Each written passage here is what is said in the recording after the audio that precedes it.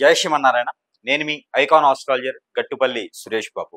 అయితే మనకి ఈ 2025 సంవత్సరం వచ్చిన తర్వాత ద్వాదశ రాశుల వారందరికీ కూడా శుభప్రదంగానే మొదలవుతుంది.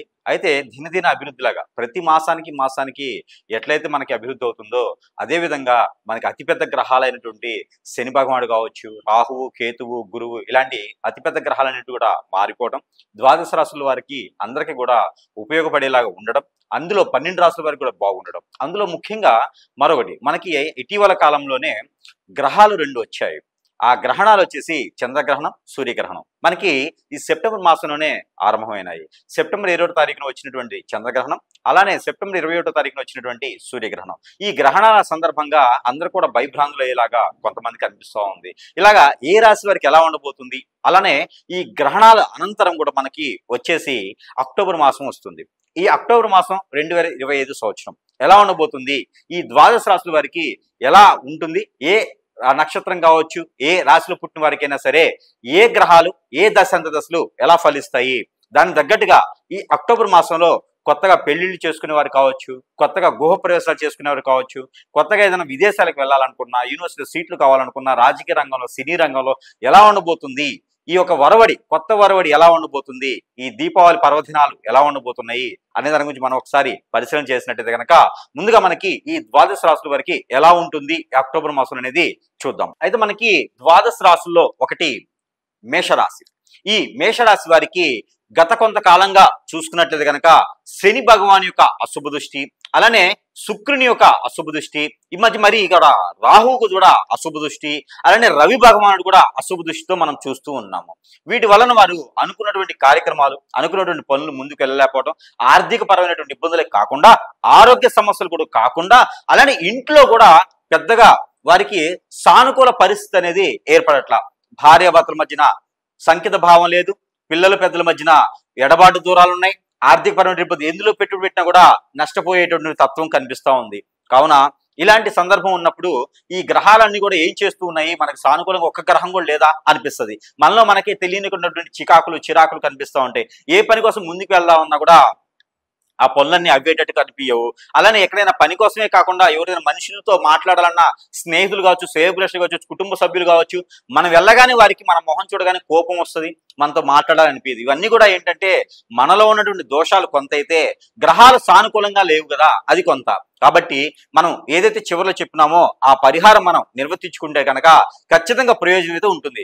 మరొక శుభవార్త అయితే ఉంటుంది. మేషరాశి వారికి ఈ యొక్క అక్టోబర్ మాసంలో శుభవార్త ఏంటి అంటే కనుక, ఇన్ని గ్రహాలు సానుకూలంగా లేవు కదా, ఇక శుభవార్త ఏముంటుంది అనుకుంటున్నారేమో, కానీ ఉంటుంది ఖచ్చితంగా.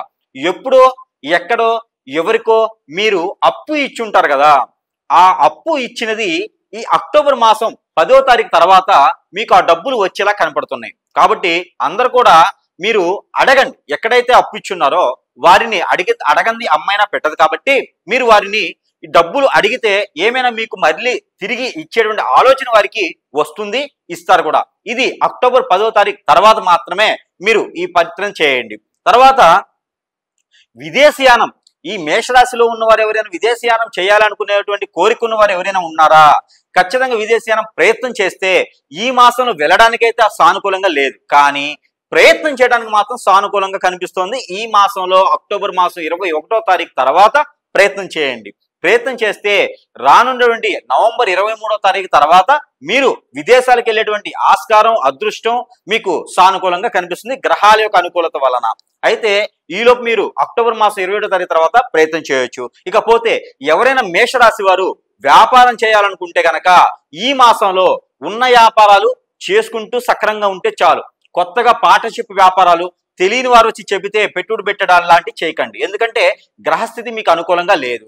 అందులోనూ బుధునికి సంబంధించిన గ్రహం కూడా ఈ మాసంలో మీకు అనుకూలంగా లేదు. బుధుడు ఇక్కడ కుజుడితో పాటు కలిసి ఉన్నాడు కాబట్టి మీకు ఖచ్చితంగా నష్టపోయేటువంటి తత్వం కనిపిస్తోంది. కాబట్టి ఈ విధమైన ప్రయత్నాలు చేయండి. ఈ విధమైన ప్రయత్నాలు చేసుకుంటూ ఉండి మనం ఇప్పుడు చెప్పేటువంటి పరిహారాలు కూడా మీరు పాటించినట్టయితే కనుక ఖచ్చితంగా మీకు సానుకూల పడేటువంటి అదృష్టం అవకాశం కనిపిస్తుంది. ఎవరైనా సరే మేషరాశిలో ఉన్నవారు నెగిటివ్గా ఆలోచించడం కానీ, అందరూ దూరం అయితే కనుక ఒంటరిగా అయ్యేటువంటి ఆలోచన కానీ చేయకండి. ఏదున్నా కూడా మాసాలు రోజులు మారుతూ ఉన్నప్పుడు ఖచ్చితంగా మనకి మంచి జరిగేదానికి ఉంటుంది. కాబట్టి ఆ విధంగా మీరు ముందుకు వెళ్ళాలి. అలానే ఈ విధమైనటువంటి పరిస్థితికి ఆర్థిక సమస్య అయినటువంటి విషయము, అలానే ఆర్థిక పరము, ఆరోగ్యపరము, ఇంకా మీరు ఏ రంగంలో సరే ముందుకు రావాలి, నరదిష్టి నరఘోష కూడా మీకు తొలగిపోవాలనుకుంటే కనుక ఈ పరిహారం ఖచ్చితంగా మీకోసం కాబట్టి ఈ పరిహారం చూసుకొని ఆ విధంగా చేసుకుని అదృష్టవంతులవాసంగా కోరుకుంటూ ఉన్నాను. అయితే మనకి ఇప్పుడు మనం చూసిన దాని ప్రకారంగా చేసినట్టయితే కనుక దేవుని అనుగ్రహం కూడా మనకి చాలా ముఖ్యమైనటువంటి ఘట్టం. అయితే మనకి ఈ రాశి వారు కనుక ఖచ్చితంగా ఈ పరిహారం చేసుకుంటే మీకున్నటువంటి ఏదైతే విదేశాలను అనుకున్నామో, ఏదైతే కనుక మీకు ఇచ్చిన డబ్బు తిరిగి రావట్లేదు అనుకుంటారో, పిల్లలకి పెళ్లిళ్ళు అవ్వట్లేదని బాధతో ఉన్నారో, వీరందరూ కూడా ఈ రకమైనటువంటి పరిహారం చేసుకోవడం వలన ఖచ్చితంగా మీకు అనుకున్నటువంటి కోరికలు నెరవేలా ఉంటుంది. కాబట్టి మీకు ఈ యొక్క పరిహారం, అయితే ఈ పరిహారం ఏంటంటే కనుక ఎక్కడైనా సరే మీకు సమీప దూరంలో నాగపడిగలు కానీ, లేదా సుబ్రహ్మణ్య స్వామి వారి ఆలయం కానీ, లేదంటే కనుక కుమారస్వామి ఆలయం కానీ ఉన్నదా, ఉంటే కనుక మీరు అదృష్టవంతులే. ఎలా అంటే ప్రతి గురువారం లేదా శుక్రవారం రోజున ఎక్కడైనా పంచామృత అభిషేకం అంటారు. మీకు పంచామృత అభిషేకం అంటే పాలు, నెయ్యి, ఇలానే ఆవు నెయ్యి, ఆవు పాలు, అలానే ఇంకా రకరకాల పెరుగు, తేనె, ఇలాంటివన్నీ కూడా కలిపేసి పంచామృత అభిషేకాలు అంటారన్నమాట.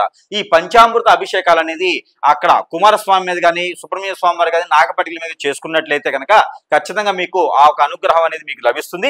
ఏదైనా సరే వారికి బట్టలు కూడా సమర్పించవచ్చు. వైట్ గా ఉండేటువంటివి, బిస్కెట్ కలర్ లో ఉన్నటువంటివి 2 తువ్వాలు కానీ, పంచ లేకపోతే కండువ కావచ్చు, ఇలాంటివి 2 రకాల వస్తువులతో ఉన్నటువంటి తాంబూల నైవేద్యంతో పాటు ఆ స్వామి వారికి సమర్పిస్తే కూడా మీకున్నటువంటి కోరికలన్నీ కూడా నెరవేలా ఉంటుంది. కాబట్టి ఈ రకమైన ప్రయత్నం చేయొచ్చు. మరొకటి ఏంటంటే కనుక ఇది మీకు సమీప దూరంలో ఎక్కడైనా లేవు అనుకుంటే కనుక మీరు ఒక చిన్న దానం చేయండి. ఎక్కడైనా స్వామివారు అయ్యవార్లు ఉంటే కనుక అర్చకుల వారికి ఎవరికైనా సరే దానం ఇవ్వచ్చు, పంతులు గారికి ఎవరికైనా సరే దానం ఇవ్వచ్చు. దానం ఇచ్చినప్పుడు కాలికి నమస్కారం అనేది చేయకూడదు. అయితే ఇవ్వవలసినట్టు దానం, ఎవరైనా సరే విదేశాలకు వెళ్ళాలి, ఇలాంటి పెళ్లిళ్ళు అవ్వట్లేదు అనుకున్న వారు ఖచ్చితంగా చేయవలసినటువంటి దానం ఏంటంటే కనుక ఇవి పచ్చ పెసలన్నీ ఉంటాయి మనకి. ఈ పచ్చ పెసలు 1 కిలో, గోధుమలు 1 కిలో, జొన్నలు 1 కిలో, అలానే సజ్జలు 1 అర కిలో, అలానే మనకి పెళ్లి కావాలి అనుకున్న వారికి అయితే జీడిపప్పు, క్యాషనట్ అంటే కాజు అంటారు కదా, అవి కూడా 1 అర కిలో చొప్పున తీసుకొని ఎక్కడైనా దగ్గరలో సమీప దూరంలో ఉన్నటువంటి అయ్యవార్లకు కావచ్చు, అర్చకుల వారికి కావచ్చు, పంతులు గారికి కావచ్చు దానం ఇవ్వాలి. ఇలా దానం ఇచ్చినట్టయితే కనుక మీకు ఆ గ్రహాల యొక్క స్థితిగతులన్నీ మారి మీ వైపున శుభదృష్టితో ఉంచేలా ఉంటాయి. కాబట్టి ఈ విధమైనటువంటి పరిహారం కూడా మీకోసమే. మరొకటి, ఈ పరిహారాలతో పాటు ఈ 2 మాకు అవ్వలేదు అనుకుంటే కనుక నెల మొత్తంలో ఏదైనా ఒక్క రోజున కనుక ఏ వారంతో సంబంధం లేకుండా ఒక్క రోజు కనుక మీరు రావి చెట్టు, వేప చెట్టు మొదట్లో కనుక పటిక బెల్లం, తేనె వేసినటువంటి పాలు 1 చెంబు కనుక పోసినట్టయితే కనుక అన్ని రకాల దిగ్బందులు మీకు తొలగిపోతాయి. ఆర్థిక పరమైనటువంటి ఇబ్బందులు కూడా మీకు తొలగిపోయేలా ఉంటాయి. కాబట్టి ఈ రకమైనటువంటి పరిహారాన్ని ఈ మాసంలో చేసుకొని రానున్న కాలం మొత్తం కూడా మీరు అదృష్టవంతుల వాళ్ళని కోరుకుంటా ఉన్నాను. జై శ్రీమన్నారాయణ.